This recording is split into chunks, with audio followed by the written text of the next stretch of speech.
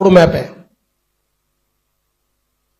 मी आपल्याला आठवण करून देतो, 2014 साली आम्ही एक संकल्पपत्र जारी केलं होतं आणि 2019च्या निवडणुकीला सामोरं जाताना त्या संकल्पपत्रातल्या कुठल्या कुठल्या गोष्टी आम्ही पूर्ण केल्या या संदर्भात एक रिपोर्ट कार्ड देखील दिलं होतं। त्यामुळे भारतीय जनता पार्टी करता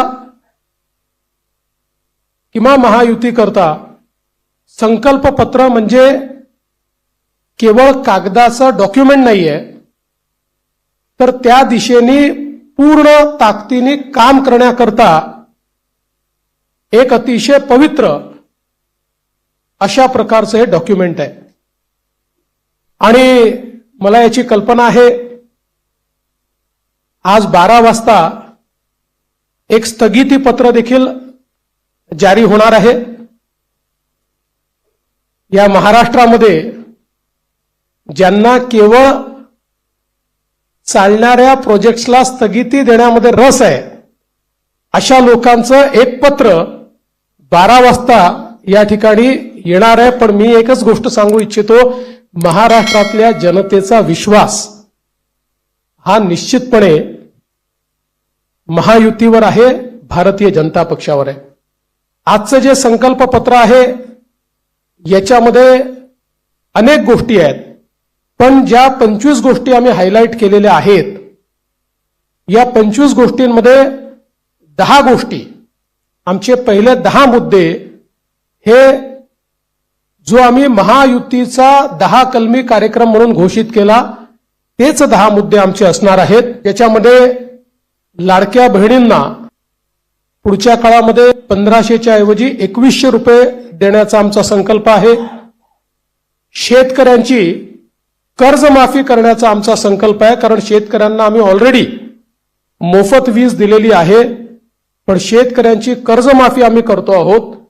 आणि त्यासोबत आम्ही भावांतर योजना आणतो आहोत, म्हणजे हमी भावापेक्षा जर कमी भावामध्ये मार्केटची खरेदी सुरू झाली तर हमी भावाने खरेदी तर करूच, पण ज्या ठिकाणी हमी भावाने खरेदी होणार नाही त्या ठिकाणी भावांतर योजना राबवून जो काही मधला डिफरन्स आहे तो थेट शेतकऱ्याच्या खात्यामध्ये टाकण्याचा निर्णय आम्ही घेतलेला आहे।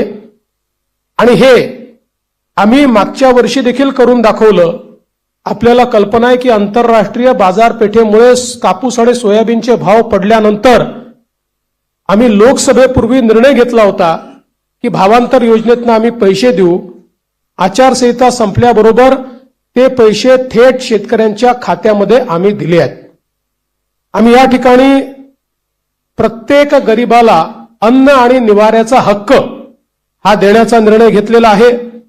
आणि जी वृद्ध पेन्शन योजना आपण चालवतो, ज्याच्यामध्ये 1500 रुपये आपण देतो, ते 1500 रुपयावरनं 2100 रुपये आपण करण्याचं ठरवलंय। किंबहुना अशा प्रकारच्या सहाय्यतेच्या जेवढ्या योजना आहेत, मागच्या काळामध्ये महायुतीच्या सरकारने 1500 रुपये केले होते, ते 1500 रुपयाचे 2100 रुपये आता पुन्हा महायुतीचं सरकार आल्यानंतर आम्ही त्या ठिकाणी करणार आहोत। यासोबत ज्या जीवनावश्यक वस्तू आहेत त्यांचे भाव स्थिर ठेवण्याकरता आम्ही त्या ठिकाणी मार्केट इंटरव्हेन्शन करणार आहोत। येत्या काळामध्ये 25 लाख रोजगाराची निर्मिती ही महाराष्ट्रामध्ये करण्याचं लक्ष्य आम्ही ठेवलंय। आता ज्या गतिशीलतेनं महाराष्ट्रामध्ये औद्योगिकरण होत आहे आणि एफडीआय मध्ये देशाच्या 52% एफडीआय आपल्याकडे आलाय, मला विश्वास आहे की 25 लाख रोजगाराच्या संधी आम्ही तयार करू। आणि त्याचसोबत 10 लाख विद्यार्थ्यांना या ठिकाणी विद्यावेतनाच्या माध्यमातून आम्ही त्या ठिकाणी नोकऱ्या करण्याकरता किंवा त्यांना रोजगार देण्याकरता अग्रसर असणार आहोत। दुसरं, मागच्या 2.5 वर्षामध्ये आम्ही सरकारी नोकऱ्यांवरचा सगळा निर्बंध हटवून जवळपास 1 लाख पेक्षा जास्त, आम्ही 75,000 घोषणा केली होती, पण 1 लाख पेक्षा जास्त नोकऱ्या या सरकारी क्षेत्रामध्ये त्या ठिकाणी दिलेल्या आहेत। आणि यासोबत आमचा प्रयत्न आहे की जो गरीब किंवा मध्यमवर्गीय आहे याला सौर आणि अक्षय ऊर्जेचा वापर करून त्याच्या वीज बिलामध्ये 30% सूट ही आम्ही त्याला देण्याचा प्रयत्न करणार आहोत. त्यासोबत सरकार स्थापनेच्या 100 दिवसामध्ये विजन महाराष्ट्र 2029 अशा प्रकारचं एक विजन डॉक्युमेंट हे आम्ही तयार करू. विज्ञान आणि तंत्रज्ञानाच्या क्षेत्रात आम्ही महाराष्ट्राला पहिल्या क्रमांकावर कसं ठेवायचं हा आमचा प्रयत्न असेल. मेक इन महाराष्ट्राचं जे धोरण आहे ते अधिक प्रभावीपणे राबवून याला मोस्ट प्रेफर्ड डेस्टिनेशन अशा प्रकारची परिस्थिती आम्ही तयार करू. महाराष्ट्राला फिनटेक आणि एआय याचा हब म्हणून आम्ही तयार करू.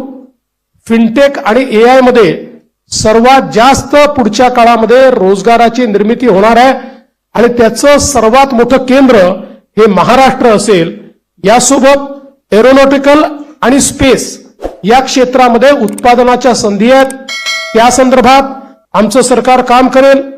आम्ही असं ठरवलंय की शेतकरी या ठिकाणी जे काही खत खरेदी करतात त्याच्यावर जो एसजीएसटी आम्हाला मिळतो तो एसजीएसटी आम्ही शेतकऱ्यांना परत करणार आहोत. त्यासोबत आम्ही शेतकऱ्यांकरता मोठ्या प्रमाणात जी मूल्य साखळी आहे ती मूल्य साखळी तयार करण्याचा आमचा प्रयत्न असणार आहे जेणेकरून शेतमालाला त्या ठिकाणी मोठ्या प्रमाणात भाव मिळेल. 2027 पर्यंत आता महाराष्ट्रामध्ये 11 लाख लखपती निधी आम्ही तयार केलेले आहेत. 2027 पर्यंत 50 लाख लखपती निधी या महाराष्ट्रामध्ये तयार करण्याचा आमचा संकल्प आहे. अक्षय अन्न योजना ही गरिबांकरता सुरू करण्याचा आमचा संकल्प आहे आणि या ठिकाणी महारथी म्हणजे Maharashtra advance robotic and AI training hub initiative या नावानं मोठ्या प्रमाणात लॅब्स आम्ही तयार करणार आहोत ज्यातनं या क्षेत्रातली ट्रेन मॅनपॉवर ही आपल्या कॉलेजेसमध्ये आणि शाळेमध्ये सुरू होईल आणि पुढच्या काळात ती पूर्णपणे तयार असेल. महाराष्ट्रामध्ये कौशल्य जनगणना आम्ही करणार आहोत स्किल सेन्सस आणि त्या स्किल सेन्ससच्या आधारावर वेगवेगळ्या सेक्टरमध्ये कुठे इंटरव्हेन्शन करण्याची गरज आहे आणि कशा प्रकारे त्या स्किलचा वापर करण्याची गरज आहे याचा प्रयत्न आम्ही करणार आहोत. यासोबत छत्रपती शिवाजी महाराज आकांक्षा केंद्र हे आम्ही तयार करणार आहोत ज्याच्यामध्ये कोवर्किंग स्पेसेस असतील, इन्क्युबेशनच्या सुविधा असतील, ज्यातनं स्टार्टअप्समध्ये मोठ्या प्रमाणात विद्यार्थी असो किंवा स्टार्टअप करणारे जे नवीन नवतरुण असतील या सगळ्यांना एकत्रितपणे शेअर पद्धतीनं सगळ्या प्रकारच्या प्लग अँड प्लेच्या सुविधा आम्ही देऊ. त्यांना इन्व्हेस्टमेंट न करता आपला व्यवसाय हा त्या ठिकाणी सुरू करता येईल. उद्योजकांना देखील नवीन उद्योजक तयार करण्याकरता 15 लाखापर्यंत बिनव्याजी कर्ज हे देण्याचा आमचा प्रयत्न आहे. आमचे जे विविध महामंडळ आम्ही तयार केलेले आहेत विविध घटकांकरता त्यांना हे बिनव्याजी कर्ज 15 लाखापर्यंत देण्याचा आमचा निर्णय. यासोबत ओबीसी असतील, ईबीसी असतील, ईडब्ल्यू असतील, एनटी असतील, व्हीजेएनटी असतील आणि अर्थातच एससी आणि एसटी असतील या सगळ्यांना शिक्षण शुल्क आणि परीक्षा शुल्काची प्रतिपूर्ती करायची हा निर्णय देखील या ठिकाणी आम्ही घेतलेला आहे. युवांमध्ये मोठ्या प्रमाणात फिटनेस असला पाहिजे या दृष्टीनं स्वामी विवेकानंद युवा आरोग्य आणि फिटनेस कार्ड हे आम्ही तयार करणार आहोत आणि युवांच्या फिटनेस करता एक मोठी मोहीम हातामध्ये घेऊन क्रीडा क्षेत्रामध्ये आणि फिटनेसच्या क्षेत्रामध्ये मोठ्या प्रमाणात संधी उपलब्ध करून देण्याचा आमचा प्रयत्न आहे. गडकिल्ल्यांच्या विकासाकरता प्राधिकरण हे तयार करण्याचा आमचा मानस आहे. मागच्या काळात काही गडकिल्ल्यांकरता आपण केला पण सर्व गडकिल्ल्यांचं संवर्धन करणारं एक प्राधिकरण हे या ठिकाणी आम्ही तयार करणार आहोत आणि ज्येष्ठ नागरिकांना प्राधान्य देण्याच्या दृष्टीनं एक ज्येष्ठ नागरिकांसाठी विविध सेवा देणारं धोरण. आज आपल्याकडे आपण अनेक सेवा देतो पण त्या सगळ्या ज्या सेवा आहेत या सेवांचं एक एकत्रित धोरण हे तयार करण्याचा आमचा प्रयत्न आहे.